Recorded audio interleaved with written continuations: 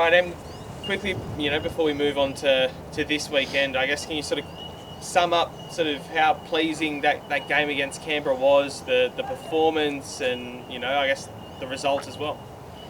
Yeah, really proud of the girls. Really proud of the performance that they put on. To go 1-0 down is always tough, especially in finals where literally anything can happen. But the response from them was fantastic. So really proud of that. Happy with the performance that they put together. We controlled large parts of the game. Obviously, we always knew the biggest threat to us was going to be the counter attack. So that was something that we were mindful of. But outside of that, I thought it was a good performance from the group. Is it sort of a unique part of finals football that you can sort of have those highs on Monday night of, qualifying in a brilliant way and then it's straight back to work, straight back to business? Yeah, absolutely, especially with the tighter turnaround this week, obviously going from Monday to Saturday. There really hasn't been much time to enjoy the moment. It's straight back to the drawing board and making sure that we're prepped and ready to go for Saturday against Melbourne City. So yeah, it's obviously we want to make sure we enjoy the moment and enjoy the evening. But I think as soon as the day turns over, the concentration goes to our next game. What's training look like this week? Obviously, as you said, a bit of a shorter turnaround. Just finished match day -1 here today. What's it look like?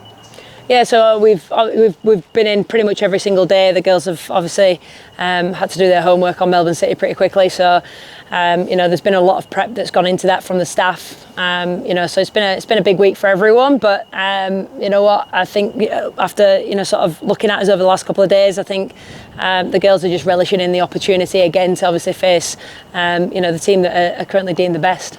As you said, City. Undefeated season, long season as well with the 23 games. But are they a team that you really wanted to meet in the finals so that we can sort of prove how strong we are and that we can really take it to the best?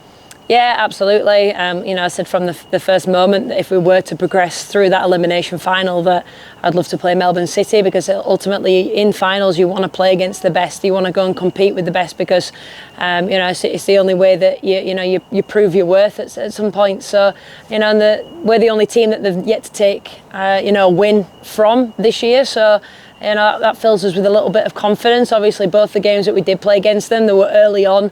I think both teams have probably changed considerably since then and improved upon what they do. And obviously, there's even Holly McNamara's properly come back into the team since we've played them the last two times. She came off the bench the last time she played against us. So, that's another consideration for us. But we're just honestly so ready to go and like I said, just to compete and take our moments.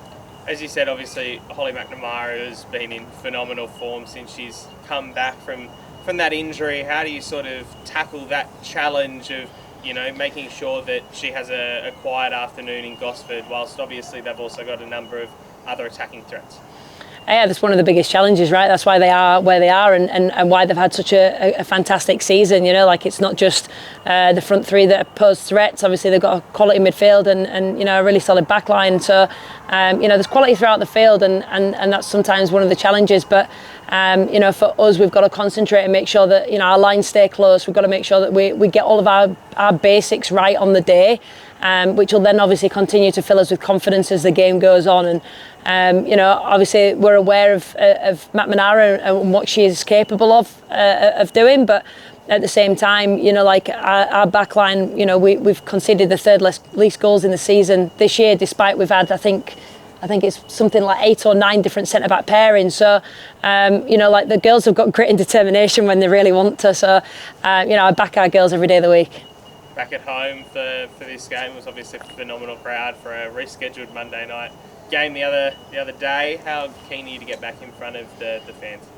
Yeah, really happy, and they were so great on Monday night. They were so loud. They got behind us. You really felt the crowd that was there, and that, it means a lot to us. So we want to make sure that we get that group back, and hopefully they bring a few friends along with them. Because, like I said, the more people we can get there, the more we feel the crowd, the more it gives us that little bit of a home advantage. So the crowd play a crucial part in us being able to perform at our very best.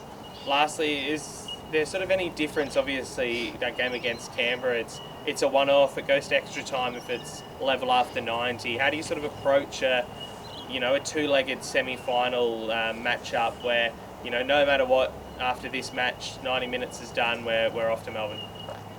I think it's obviously similar to how you approach a normal 90-minute game. Is the first half and the second half.